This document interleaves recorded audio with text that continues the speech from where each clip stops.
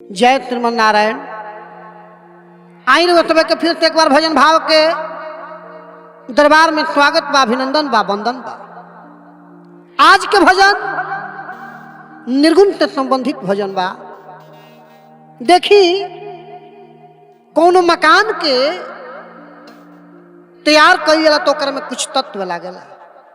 जिसे कोनो घर बनाई तो ओकरा में सीमेंट लागी, गिट्टी लागी, बालू लागी, छड़ लागी, ईटा लागी।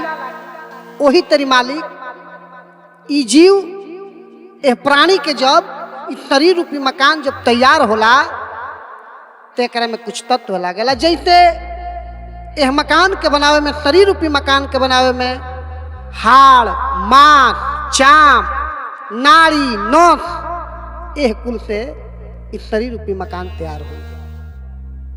मानस में बाबा भी लिखले बनी, छिटिजल पावक गगन समीरा। 5 गो तत्व से ही शरीर बनेला। तो चलिए आई, बड़ा ही सुंदर निर्गुण के भाव साधक लिखले बनी। ओकरा पहले आज की यह भजन में हमारा संगत कलाकार तबला पर परम आदरणीय पूजनीय हमनी के विजय शंकर उपाध्याय जी यानी सोनू बाबा बने। बेंजू पर आज हमारा संगत करब परम आदरणीय बड़े भैया राजा भैया जी बानी। ऑर्गन पर हमारा नितेश बाबू बानी। कैमरा हमारा गोपाल गोपी जी करतनी। माही म्यूजिक के सौजन्य से इस सुंदर भजन के ऑडियो वीडियो सभे के बीच में जाई। एकरा के प्यार दुलार देहब। हमारा चैनल के सब्सक्राइब भी करब, लाइक भी करब, कमेंट भी करब। अब आई रुआ सभे के भजन की ओर हम ले चलते।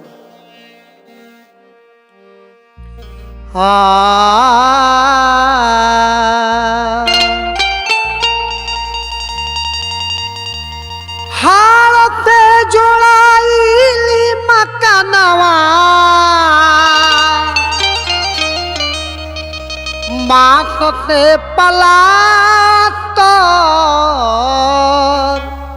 भइलेरा।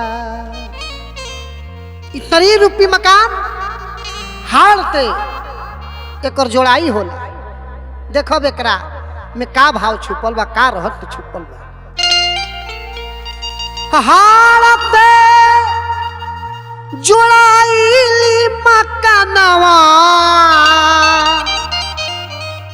तमास से पलास्तर भइलेरा।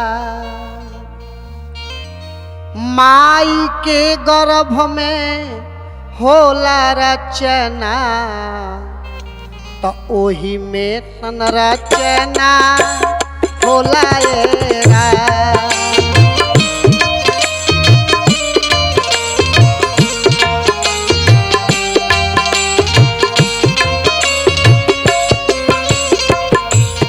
हो माई के गर्भ में होला रचना, ओही में संरचना होला एरा।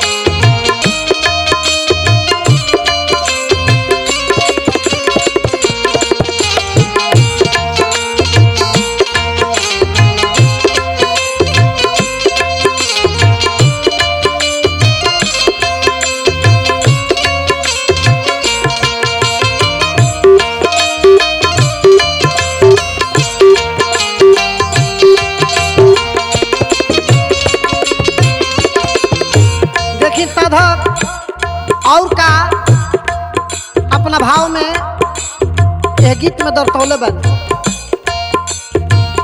श्याम ते छत छवाई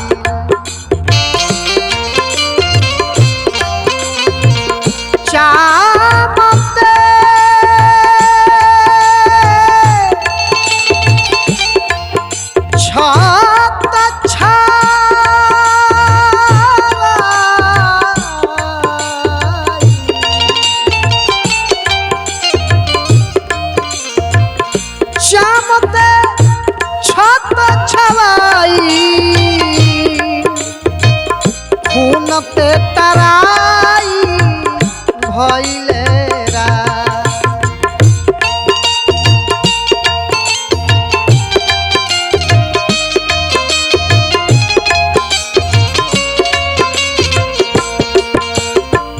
सात रूपी तोता बाल बैठल सात रूपी तोता बाल बैठल है आत्मा कहाई गईले राम।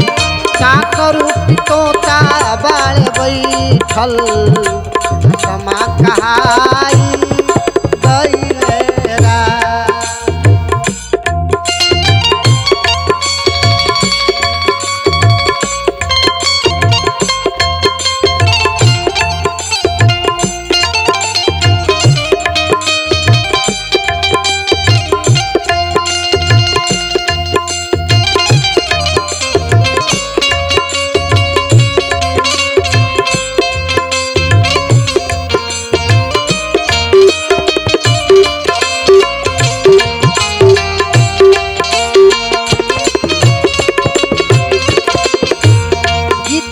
पद में साधक के भाव बा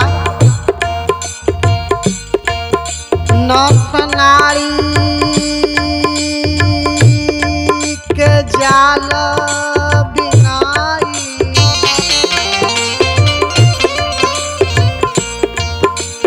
नस नारी के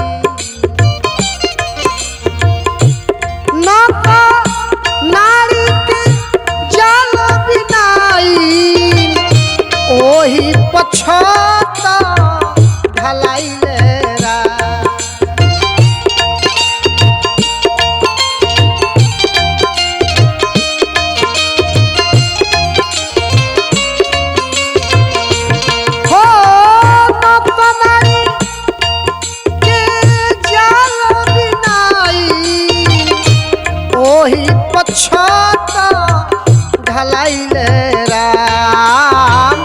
मृत्यु लोक में जीव जब आई मृत्यु लोक में जीव जब आई माया में भुला